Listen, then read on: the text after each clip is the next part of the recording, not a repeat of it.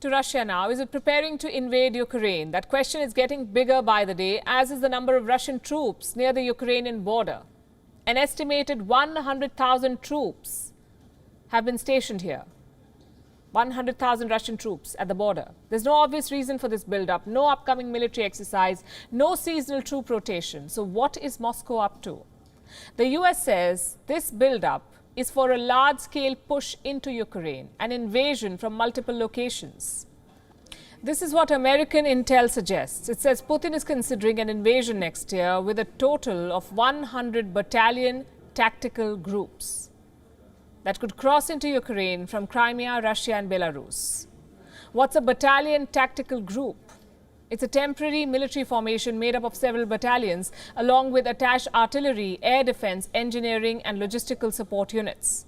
The US says these groups are planning to enter Ukraine, occupy an extensive territory and stay there for several months, even years.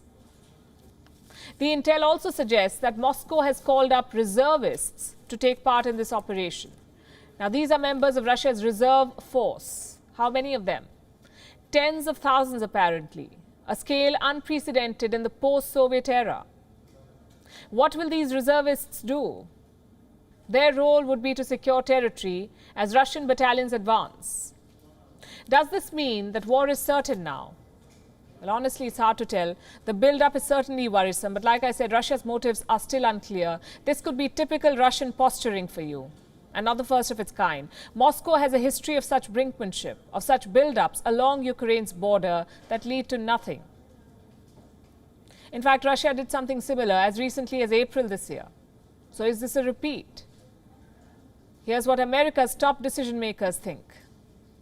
The truth is, Bob, we're not sure exactly what Mr. Putin is up to.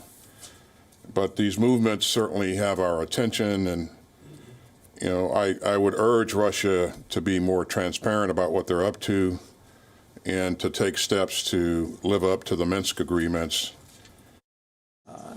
We don't know what President Putin's intentions are, but we do know what's happened in the past.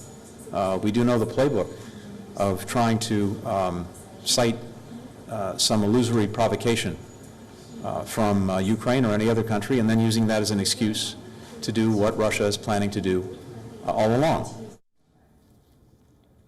That was the American assessment. What about Russia? What is the Kremlin saying? It is accusing the US and its allies of the same provocation. It says Russia's actions are only in response to NATO aggression, to the activities of NATO ships in the Black Sea, the presence of British soldiers in Ukraine, and NATO's political and military buildup along Russian borders. It says such, and I'm quoting, such unconventionally sly situations require unconventionally decisive actions. Listen to this.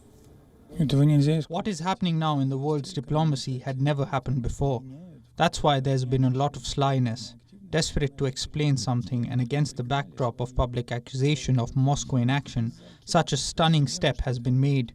Yes, it's unconventional for diplomacy, but from the other side, such unconventionally sly situation requires unconventionally decisive actions. Ukraine likely pursued military solution of their problem to create one more disaster for themselves and everyone in Europe.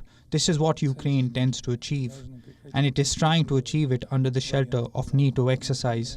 NATO ship in the Black Sea, British soldiers in the region with numbers increasing. That is what Ukraine wants to achieve.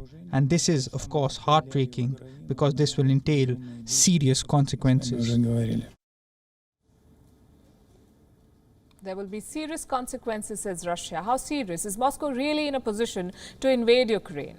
Well, I don't think so. Ukraine is the largest country in Europe besides Russia. It is bigger than Germany, France and Poland. Plus, its military too is the third largest in Europe. So conquering Ukraine and merging it into Russia is not going to be easy. Neither would it be feasible for President Vladimir Putin. Let me show you why. These are Ukrainian troops carrying out large-scale assault drills in response to Russia's troop deployment. This footage was released today. It shows that Ukraine is no longer an obsolete force. Its skills and equipment have improved since the 2014 annexation of Crimea. Ukraine is prepared to counter Russian aggression, and it has support from the US and NATO if things come to that. So the bottom line is this: Russia may or may not be preparing for an invasion, but it's certainly trying to flex its muscle, amp up its military presence at Ukraine's border and use it as a coercive leverage against the NATO. The story is still developing. We'll keep track. WION is now available in your country. Download the app now and get all the news on the move.